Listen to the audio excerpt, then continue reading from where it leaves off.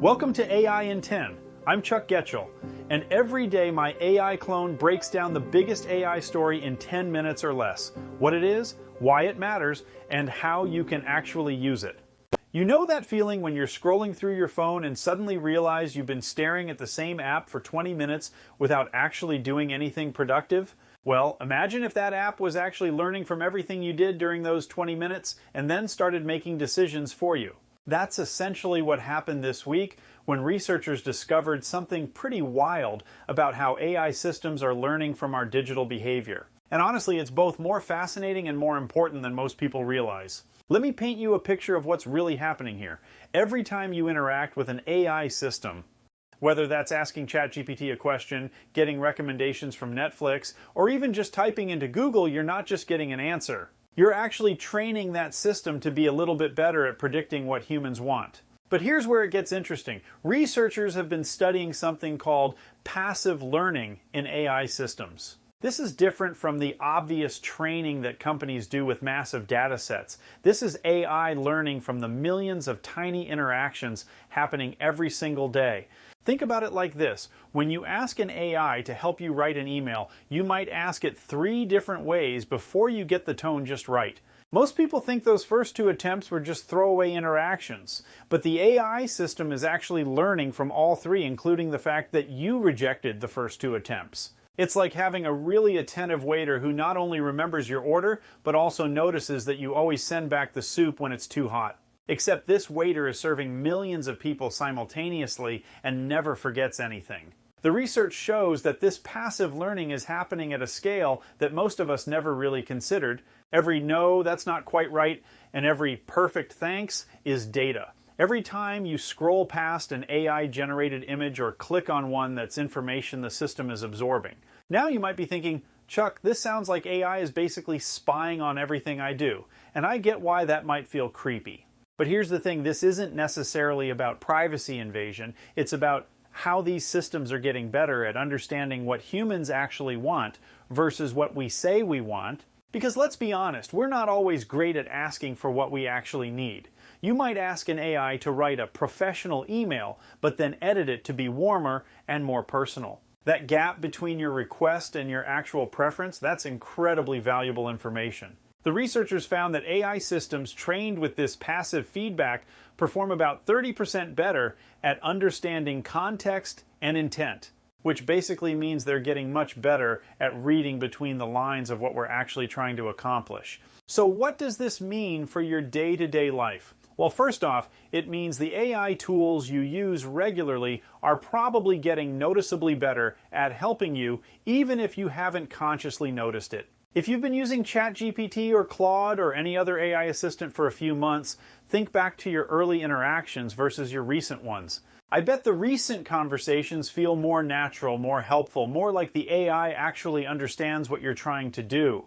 That's not just because you've gotten better at prompting, though you probably have. It's also because the system has learned from thousands of interactions just like yours. But here's where this gets really practical for your career and your business. Understanding this passive learning phenomenon gives you a huge advantage in how you use AI tools. Most people use AI like it's a search engine. They ask a question, get an answer, and move on. But if you understand that the system is learning from your feedback, you can actually train it to be more helpful for your specific needs. Let me give you a concrete example. Say you're using AI to help with marketing copy for your business. Instead of just accepting the first result, try this approach. Ask for 3 different versions. Then tell the AI specifically what you like about each one and what you'd change. Something like, I like the energy in version 1, but it's too salesy. Version 2 has the right tone, but needs more urgency. Version 3 is almost perfect, but could use stronger action words. You're not just getting better copy in that moment. You're actually teaching the system to understand your brand voice and your preferences. The next time you ask for marketing copy, it's going to be closer to what you actually want right from the start. This works for any kind of repeated task, writing emails, creating presentations, analyzing data, brainstorming ideas. The key is being specific about what works and what doesn't, rather than just saying, that's not quite right. Now, I know some of you are thinking about the privacy implications here, and that's smart. You should be thinking about that. The reality is that this passive learning does mean AI systems are building up detailed profiles of how you work and what you prefer. The good news is that most reputable AI companies are doing this learning at an aggregate level. They're not building individual profiles of Chuck from Ohio, who likes his emails to sound friendly but professional. They're learning that humans in general prefer certain patterns and approaches. But here's my advice, and this is just common sense. Be thoughtful about what AI systems you choose to build these patterns with. Stick with tools from companies that have strong privacy policies and clear data practices. Read the terms of service. I know, nobody actually does this, but at least skim the privacy section. Understand how your data is being used, and if you're working with sensitive business information or personal details, make sure you're using enterprise versions of these tools that have stronger privacy protections. As I always say, I'm not a lawyer or a privacy expert, so definitely talk to professionals if you're dealing with regulated industries or sensitive data. Here's what I want you to try today.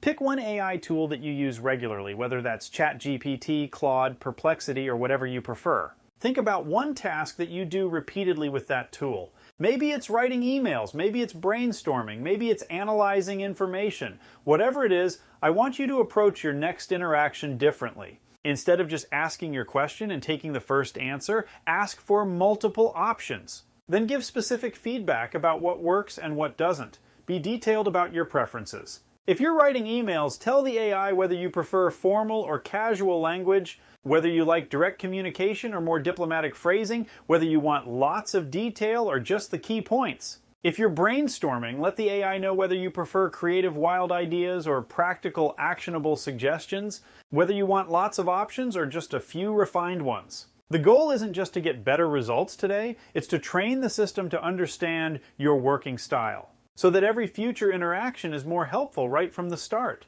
This is going to save you time, reduce frustration, and honestly make you much more effective at using AI as a thinking partner rather than just a fancy search engine.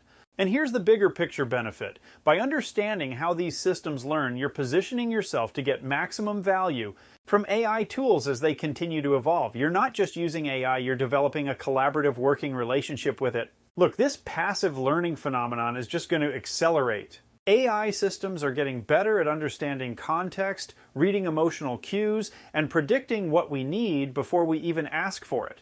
The people who understand how to work with this trend, rather than just being passive consumers of it, are going to have a massive advantage in their careers, in their businesses, in their ability to get things done efficiently.